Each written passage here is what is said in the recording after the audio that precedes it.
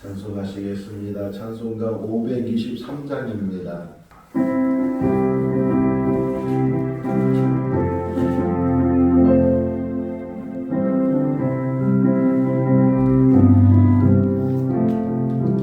어두운 죄악길에서 목자 없는 양같이 모든 사람 길 찾아 헤맨다.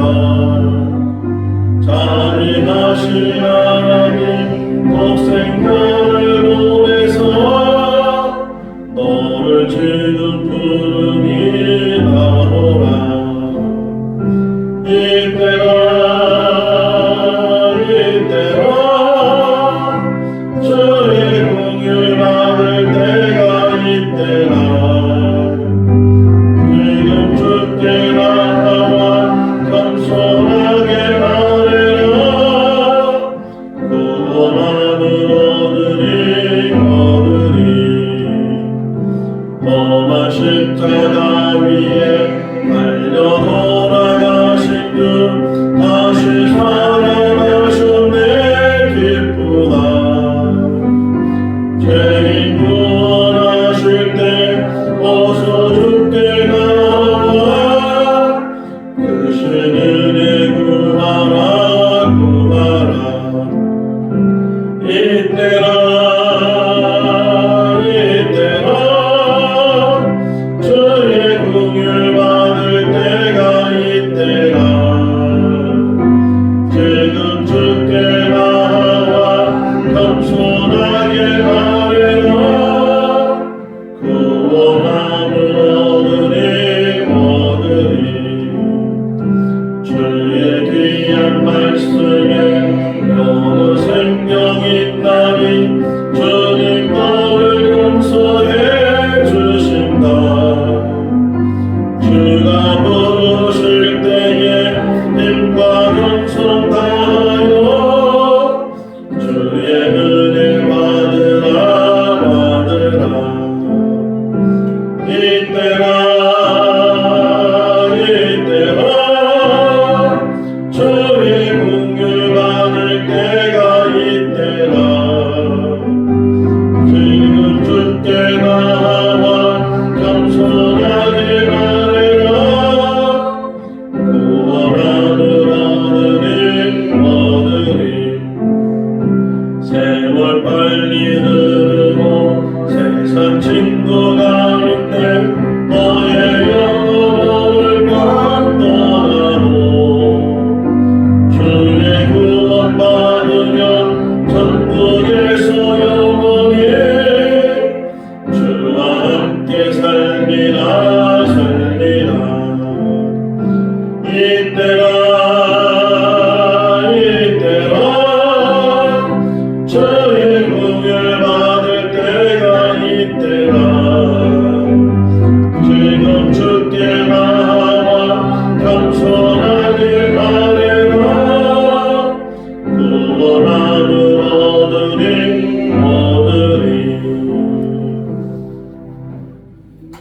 베드로전서 3장 13절에서 22절 말씀입니다.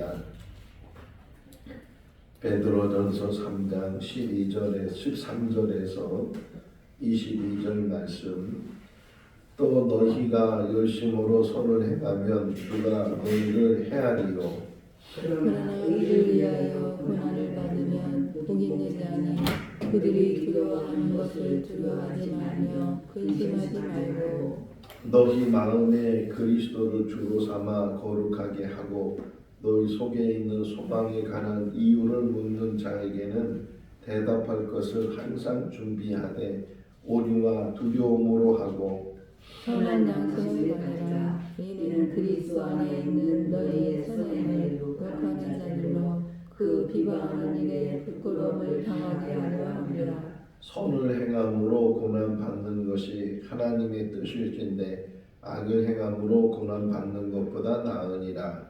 그리스도께서도 단번에 죄를 위하여 죽으사 의인으로서 불의한 자를 대신하셨으니 이는 우리를 하나님 앞으로 인도하게 하시니라.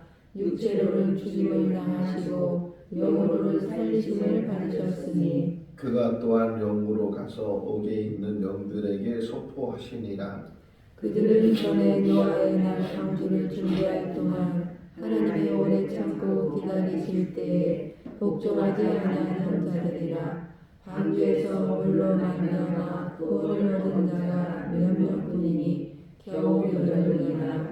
물은 예수 그리스도께서 부활하심으로 말미암아 이제 너희를 구원하시는 표니 곧 세례라. 이는 육체의 더러운 것을 제하여 버림이 아니요 하나님을 향한 선한 양심의 간구니라. 그는 하늘에 오르사 하나님 우편에 계시니 천사들과 권세들과 능력들이 그에게 복종하느니라. 아멘. 할렐루야. 아멘. 저희 아들이 이제 신대원 1학년을 다니고 있는데 작년에 신대원 시험을 볼 때 제가 더 알게 된 것이 이제 영어 시험도 있고 뭐 성경 시험도 있고 뭐 논문도 쓰고 그러는데 맨 마지막 단계가 면접이었어요. 근데 면접이 예전에는 그냥 인사치레 형식 뭐 이 정도였다면 요즘의 면접은 오히려 다른 시험보다 더 중요하게 점수도 성경 시험이 100점이라면 면접 시험도 100점이 되는 그 정도의 비율을 가지고 면접을 보게 되고 잠깐 면접하는 게 아니고 한 20분 정도 면접을 하니까 굉장히 많이 긴장도 하고 면접에서 당락이 결정되는 정도. 근데 꼭 신대원 가는 것만 그런 것이 아니고 회사에서도 요즘은 면접을 아주 중요하게 여기게 되는데 자 면접하는 사람이 면접하는 당일날 그냥 갈까요? 아니면 뭘 준비해서 갈까요? 뭔가 준비를 하죠. 질문을 예상을 하고 이런 질문을 하게 되면 내가 이렇게 답을 해야 되겠다. 그렇게 준비를 하고 면접을 이제 가지 준비 없이 가는 사람은 한 사람도 없을 거예요. 물론 자기가 예상한 문제가 아닌 다른 질문을 받게 될 수도 있지만 어쨌든 그래도 이런 질문을 혹이나 하면 이렇게 대답을 해야 되겠다. 그런 생각을 가지고 가는 것처럼 여기 오늘 본문을 보면 너희가 항상 준비하는 사람이 되나 혹이나 누가 질문을 하게 되면 신앙에 대한 질문을 하게 되고 여러 가지 질문을 하게 되면 그냥 준비 없이 대답하다 보면 대답도 잘 하지도 못할 수도 있고 또 잘못 말할 수도 있고 하니까 우리가 인생 속에서 준비된 그런 삶 속에서 여기 또 뭐라고 얘기하냐면요. 오류와 한번 읽어볼까요? 15절 말씀.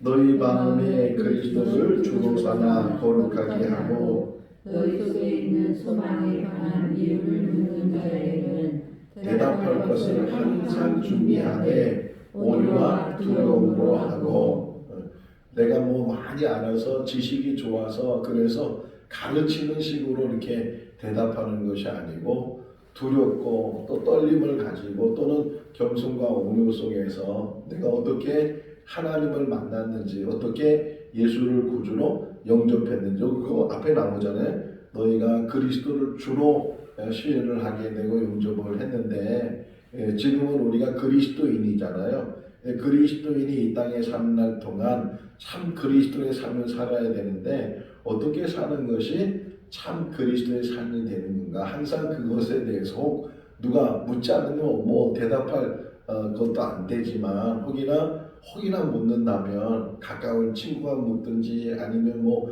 가족이 묻든지 또는 이웃이 묻든지 누가 길 가는 사람이 묻든지 누군가 묻게 되면 정말 겸손한 마음으로 온유한 마음으로 내가 왜 예수님을 구주로 영접했는지 그 기쁨이 어떤 건지 이런 것들을 대답할 수 있도록 항상 준비된 사람이 되라 하는 것을 우리에게 이야기를 해주고 있어요. 13절 보게 되면 어떤 일을 하든 여기 단어 중에 하나가 열심이에요. 열심으로 해라. 근데 열심히 잘못된 열심은 오히려 득이 되지 않고 해가 되는 경우도 많이 있잖아요. 내가 하는 열심. 이사야서 보게 되면 하나님도 열심히 그 모든 일들을 하신다고 표현하고 있는 것처럼 자기가 맡겨진 일에 대해서는 최선을 다하고 열심을 갖게 되는데 그 열심의 그 방향이 뭐냐? 13절 말씀에 보면 선한 일이에요. 선한 일에 열심을 가져라. 선한 일은 어떤 기준이라고요? 하나님께서 기뻐하시는 일, 하나님께서 원하시는 일. 그러니까 내가 하는 일이 하나님이 기뻐하시는지, 내가 하는 일이 하나님이 원하시는지 그것을 먼저 잘 판단을 하고 잘 깨닫고 정말 이런 것이 하나님께서 원하시는 일이구나 하면은 그 일에 대해서는 최선을 다하는 그런 삶을 살게 되고 그 일을 하면서 물론 아무 어려움 없이 되면 그보다 더 좋은 것이 없지만 오히려 하나님의 일에 열심을 갖게 되면 자연히 따라오는 게 뭐냐면 고난이 따라온다는 거예요. 고난이 따라오고 왜요? 방해하는 세력이 있잖아요. 악한 세력이 있고 사단이 가만두겠어요? 하나님의 일을 하는 사람에 대해 사단은 더 방해를 할 것이고 못하도록 그렇게 많은 어려움을 줄 텐데 그래서 그렇게 어려움을 당하다 보면 처음에는 열심을 가졌다가 그 열심을 사그라지게 되고 손을 놓게 되고 이제 하나님 뜻대로 하는 것이 너무 힘들다 어렵다 할 수가 없다 이래가지고서 그냥 포기하자 그러다 보면 그냥 지나가는 거예요. 시간은 멈추지 않고 지나가다 보면 그것이 하루가 되고 한 달이 되고 1년이 되고 자기 인생을 뒤돌아보면 뭐 편하게 살긴 했는데 그 편한 거에 비하면은 열매가 없는 거예요. 이 땅에 사는 날 동안 고난이 있고 어려움이 있고 힘든 일이 있다 할지라도 우리가 그것이 하나님의 일이라면 지금은 그 일을 통해서 지금은 어렵지만 후에는 그것이 좋은 열매가 되고 하나님 앞에 설 때에 딱 한마디 들으면 돼요. 잘했다. 이 한마디면 그 모든 것들이 보상될 줄로 믿습니다. 네, 잘했다. 그 말을 들을 수 있는 우리들이 되면 참 좋겠다 생각이 되고요. 자, 베드로가 누구예요? 예수님의 12제자. 그 중에서도 선임이죠.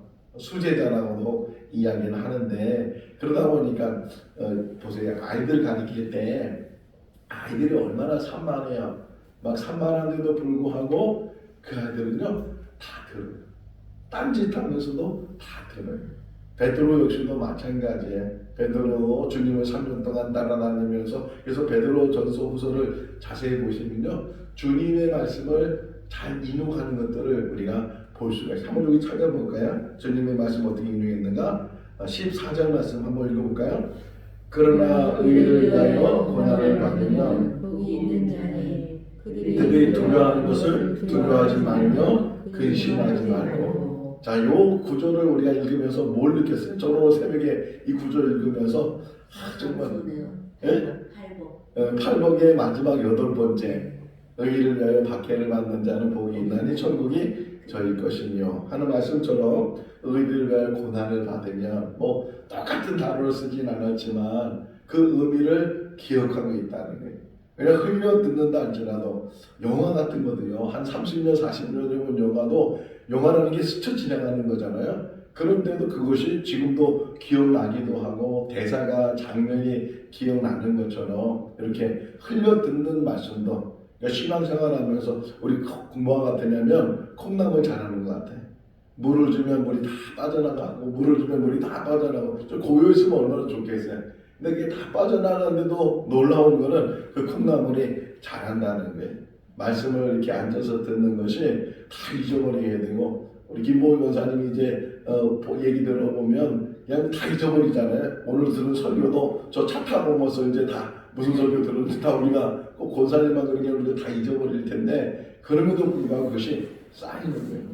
쌓여서 하나님 말씀이 우리 가운데 힘이 되고 능력이 되는데 오늘 다시 본면하는 게 뭐냐면 의인은 고난을 받는다. 선을 행하게 되면 어려운 일이 있게 되고 고난이 있게 되지만 그것을 잘 참고 인내하게 되면 그것으로 인해서 너희가 오히려 기쁨이 되고 즐거움이 되고 좋은 열매가 된다. 그래서 비교해요. 선한 일을 하다가 고난당하는 사람이 있는가 하면 악한 일을 하면서 고난당하는 사람이 있다면 그러면 어느 쪽이 더 정말 행복한 사람이고 어느 쪽이 하나님께서 인정하는 사람인가. 고난이라는 게 어떻게 보면은 대부분 악한 일을 하고 힘든 일, 하지 말아야 될 일들을 하고 이래서 당하는 고난도 고난인데 그런 고난을 당하는 것은 당연한 고난이고 의인으로서 선을 행함으로써 고난을 당한다는 것은 오히려 우리가 생각할 때 의아한 생각이 들잖아요. 아니 선한 일을 했는데 아니 옳은 일을 했는데 왜 이렇게 어렵고 힘들고 왜 이런 고난이 오냐라고 의문할 수 있지만 그것이 다 지나고 나면 지금은 그것이 이해되지 못하는 부분도 없지 않아 있지만 분명히 선을 행하는, 그러니까 심는 대로 거둔다는 말이 중요해요.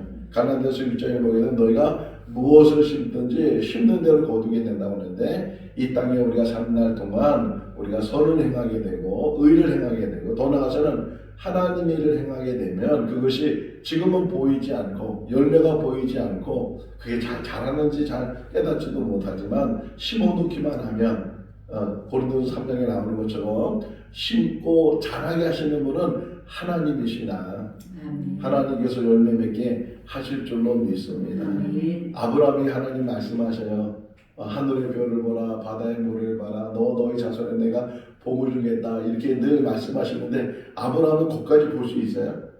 보지도 못하잖아요. 자기 인생이 아무리 175살까지 살았어요.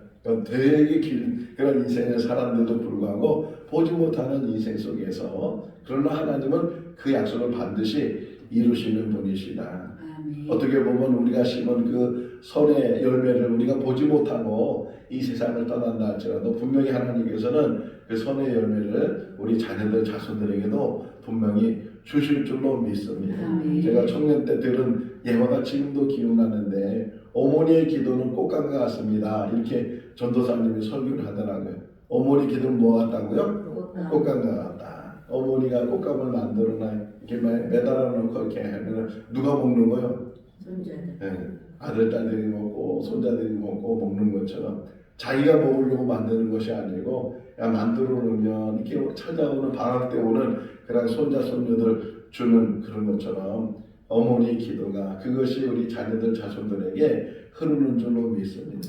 뭐 제가 성공한 건 아닌데 그럼에도 불구하고 이렇게 이런 귀한 자리에 서 있을 수 있는 것은 저희 어머니의 기도 늘 눈물로 했던 그 기도가 우리 어머니의 저는 잘 모르겠어요. 근데 우리 어머니 우리 이모들 얘기 들어보면 소원 기도를 했다 뭐 그런 이야기도 혹 우리 이모들이 한 기억이 나는데 저에게 이제 목사가 되라고 그렇게 소원 기도했다는 걸 저는 들어본 적은 없는데 근데 뒤돌아보면 어쨌든 제가 신학을 시작하게 된 동기가 어머니 때문에 반강제적으로 저를 신학하도록 이렇게 하셔서 그래서 신학을 가게 되고 벌써 40년이 이제 지났는데 뒤돌아보니까 그 어머니의 그 기도가 어머니의 그 눈물이 열매가 맺어지는 것처럼 우리가 이 땅에 산 날 동안 정말 선을 행하고 의를 행하고 하나님의 일을 하는 것이 쉬운 일이 아니고 어려움이지만 그런 모든 어려움들이 그냥 지나가는 것이 아니고 그냥 없어지는 것이 아니고 반드시 그것이 열매가 돼서 우리 자녀들 자손들에게도 그것이 흐르게 될 줄로 믿습니다. 신명기 보게 되면 복을 주시면 십계명에도 나와요.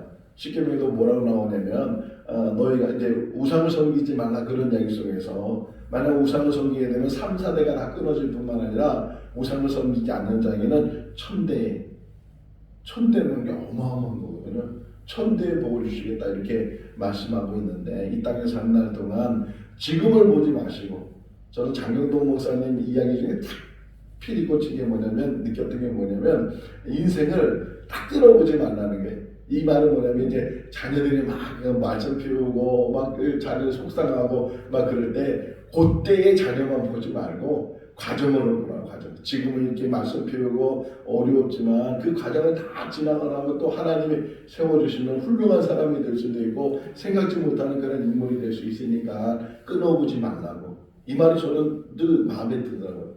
인생을 끊어보지 마시기 바랍니다.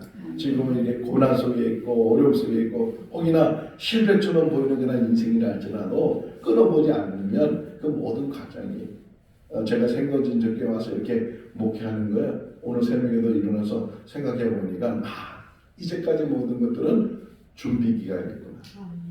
모세를 하나님께서 세울 때는 80년을 준비하게 했잖아요. 예수님도 3년의 공생을 위해서 30년을 준비하게 했잖아요. 요셉도 다 준비하는 기간을 주시고 감옥에 가서 막 그런 고난 속에서도 준비하는 기간을 주시고 정말 때가 되니까 하나님께서 그 사람을 세워서 하나님의 일꾼으로 사용하시는 것처럼 우리 한 사람 한 사람도 그래서 내가 이제까지 목회 경험한 모든 것들이 살아온 모든 인생이 이 생건진정교 안에 다시금 시작하는 그런 계기를 주셨구나. 하는 것을 깨닫게 됐는데 우리 모두가 다 똑같아. 우리 모두도 이 모든 가정 속에서 이때를 위함이 아닌가. 모르드게가 에스더에게 했던 말이에요. 하만이 막 죽이려고 했을 때 모르드게가 에스더한테 네가 왕비가 된 게 이때를 위함이 아니냐 이렇게 이야기한 것처럼 이때를 위해서 우리를 준비시키고 이때를 위해서 우리를 이제까지 붙들어 주신 줄로 믿습니다. 여기서 있는 자리에서 현재에서 최선을 다하고 아까 13절에 시작된 것처럼 열심을 가지고 그 열심이 하나님 앞에 열심이 돼야 되지 인간적인 열심, 내 성공적인 열심, 내 욕망의 열심 이런 열심이 되게 되면 그것이 정욕의 열매가 되게 되고 어떤 세상의 열매가 될 수가 있으니까 하나님 앞에 열심 기도하는 것도 하나님 앞에 열심 이제까지 내가 내 힘으로 기도했다면 이제는 성령의 힘으로 기도하고 말씀의 힘으로 기도하고 하늘의 힘으로 기도하는 그런 우리가 될 때 하나님의 놀라운 은혜가 우리 가운데 있는 줄로 믿습니다. 자 그러면서 여기 보시면 17절 한번 읽어볼까요? 선을 행함으로 고난받는 것이 하나님의 뜻일진데 악을 행함으로 고난받는 것보다 나으니라. 선을 행하는 그 고난이 하나님의 뜻이다. 여러분 이 땅에 사는 날 동안 혹이나 힘든 일, 어려운 일, 고난스러운 일이 있다 할지라도 그것이 하나님 뜻 가운데 이루어진다면 기뻐할 수 있기를 바랍니다. 감사할 수 있기를 바랍니다. 기대할 수 있기를 바랍니다. 이 기대 속에서 우리가 기대하잖아요. 그 기대 속에서 우리가 하루하루 살게 되면 지금에 보이지 않는 이게 믿음의 능력이 뭐예요? 보이지 않는 거예요. 지금 현실적으로 이루어지지 않는 거예요. 그러면 그 모든 것들이 이루어지게 된다. 그러면서 설명하는 게 뭐냐면 예수 그리스도의 고난, 그분의 그 고난, 십자가의 고난. 지금 그 다음에 얘기가 18절이 십자가의 고난인데 단번이라는 말이 있어요. 예수님이 단번에 십자가의 고난을 통해서 많은 사람들을 의 가운데로 인도해 주셨다는 게 죄의 문제를 해결해 주시고 그들을 옮겨주신 분이 예수 그리스도이시다. 그러니까 자기 자신을 위해 사는 삶이 아니고 자기를 희생해서 남을 위해 사는 삶. 그런 삶이 정말 값진 삶이고 보람된 삶이다. 대부분의 많은 사람들 우리가 거기에 속할 수 있는데 나를 위해 살잖아요. 나를. 내가 성공해야 되고 내가 잘 돼야 되고 내가 높여져야 되고 내가 가져야 되고 나를 위해 사는 삶이 많이 있는데 자꾸만 내려놓고 나보다는 남을 먼저 여기고 남을 먼저 세워주고 남에게 먼저 도움을 주고 그렇게 하는 그런 삶, 자기가 희생되고 자기가 손해보고 이런 삶을 살게 되면 궁극적으로 그런 삶이 하나님의 뜻이고 하나님 앞에 바로 서게 될 줄로 믿습니다. 자, 19절은 좀 어려운 해석이에요. 이것 때문에 이제 여러 가지 이야기가 나오게 되고 해석하는 부분들이 어렵고 이 카톨릭 같은 경우에는 이 19절을 가지고 연옥이 있다. 연옥. 우리는 연옥이 있어요, 없어요? 없죠. 천국과 지옥이 있지 가운데 들어가는 연옥이 없는데 여기 지금 옥이라는 그런 의미 속에서 여기는 지금 천국 간 사람도 아니고 지옥 간 사람도 아니고 근데 주님은 여기까지 찾아가셔서 여기 있는 사람들을 이제 복음을 전해주시고 이들이 옮겨지게 뭐 하신다 그런 이야기를 혹 하는 사람들도 있고 그러는데 그 다음하고 연결돼야 돼. 20절에 보면 그 시작이 뭐예요? 20절에 그들은 그러잖아요. 그들은 지금 이 이야기를 하고 싶다는 거예요. 이 이야기 내용이 뭐냐면 노아 시대 때 일어난 이야기를 다시금 이야기를 해주는데 자 노아가 방주를 만드는 동안에 방주를 몇 년 정도 만들었을까요? 대략 120년 만들었대. 120년 동안 방주만 만드는 것이 아니고 사람들에게 이제 홍수가 옵니다. 심판이 옵니다. 이 복음을 전했을 거 아니에요? 그럼에도 불구하고 사람들은 그 말을 들었어요? 안 들었어요? 비웃었죠. 저 미친 노인네가 배를 만들려면 물가에다 만들든지 바닷가에 만들든지 산꼭대기에다 배를 만들면서 이제 뭐 홍수시 얼마나 비가 오길래 저 산이 다 채워지겠어. 비아냥거리고 비웃고 그 말을 고지 듣지 않고 그래서 끝부분 보세요. 20절 끝부분에 보면 뭐라 그래요? 겨우란 말은 겨우 노아의 8 식구만 방주 안에 들어가서 이제 구원을 받게 돼. 그 나머지 모든 사람들은 다 심판을 받게 됐다. 그렇게 지금도 복음이 전해지고 지금도 이제 예수님의 다시 오심을 전하고 있는데도 불구하고 듣는 사람이 어디 있으며 믿는 사람이 어디 있으며 혹이나 교회 다니는 사람들까지도 그 믿음을 갖지 못하고 살 때 정말 주님이 마태복음 24장에 보면 주님이 오시는 그 모습이 뭐냐면 도둑같이 온다 그러거든요. 하거든요. 도둑이 나 내일 몇 시에 가겠습니다 이렇게 하고 와요. 갑자기 와요. 갑자기 오잖아요. 주님이 오시는 날도 그렇게 갑자기 오시는 날이 될 텐데 정말 믿음의 사람들이 그것을 얼마나 깨닫고 얼마나 준비하고 얼마나 열망하고 오늘 주님이 오실까 내일 주님이 오실까 늘 우리 인생은 주님을 기다리면서 주님을 만나기를 원하면서 빌립보서 1장을 보게 되면 바울이 고백해요. 나는 빨리 하나님 나라 가고 싶다. 빨리. 왜? 확신이 있으니까. 깨달음이 있으니까 나는 빨리 하나님 나라에 가고 싶다. 다만 내가 이 땅에 사는 것은 아직도 살고 있는 것은 너희를 위함이고 복음을 전하기 위함이다. 우리가 이 땅에 사는 그 시간이 얼마인지는 아무도 모르잖아요. 아무도 모르는 그런 시간 속에 살지만 우리에게 주어진 시간 속에서 우리가 최선을 다해서 복음을 전하고 겨우 8명 지금도 뭐 기독교인이 뭐 몇 명이 있다. 세계 인구 70억 중에서 뭐 기독교인 한 20억이 있다. 25억이 있다. 그렇게 말하는데 정말 참 기독교인이 얼마나 있는지 구원받을 사람이 얼마나 있는지 거듭난 사람이 얼마나 있는지 천국을 소원하는 사람이 얼마나 있는지 제가 523장 참석한 이유 중에 하나가 4절 말씀을 보게 되면 오늘 밤 너가 가게 되면 구원받으면 하나님께서 구원시켜주면 네가 영원한 나라에 들어가서 살겠지만 혹이나 오늘 밤 내가 세상을 떠났는데 주님 말씀하신 것처럼 나는 너를 모른다 이렇게 말씀하시면 얼마나 우리가 불쌍한 사람이겠는가. 내 스스로는 그리스도인이라고 늘 신앙생활 열심히 했는데 교회 열심히 다녔는데 교회에서 열심히 봉사했는데 그게 아무 소용이 없다면 그거 아무 거듭나야 되잖아요. 내가 어떤 행위를 해서 구원받는 게 아니잖아요. 봉사를 했기 때문에 찬송을 했기 때문에 설교를 했기 때문에 목사가 됐기 때문에 구원받는 것이 아니고 반드시 거듭난 사람 정말 자기 전에 다 통회하고 주님의 보혈 씻음을 받고 대속의 은혜를 깨달아서 예수님이 아니면 나는 구원받을 수 없다는 것을 깨달아서 그래서 천국 백성이 됐을 때 하나님 나라 생명책에 그 이름이 기록됐을 때 구원받게 되는 줄로 믿습니다. 겨우 8명이다. 이 말에 우리가 묵상할 수 있기를 바랍니다. 겨우 몇 명 정도 살았을까요? 뭐 인구 잘 모르겠어요. 옛날에 뭐 인구가 많지는 않았겠지만 어쨌든 뭐 100만 명이든 200만 명이든 지구상에 그 많은 사람들이 살았는데 겨우 8명. 지금도 겨우 8명. 만약에 그런다면 우리는 그래도 그나마 그 겨우 8명에 들어갈 수 있을까? 그러기 위해서는 방주에 있어야 돼요. 방주. 주님의 방주 안에 구원받을 수 있는 그런 장소에 들어가 있어야 된다. 그래서 그리스도 안이라는 말이 중요해요. 사도 바울이 가장 강조하는 게 그리스도 안에 우리가 예수 안에 있는 그런 삶을 살아야 되고 또 하나 설명하는 게 뭐냐면 21절 말씀에 세례를 설명해요. 세례.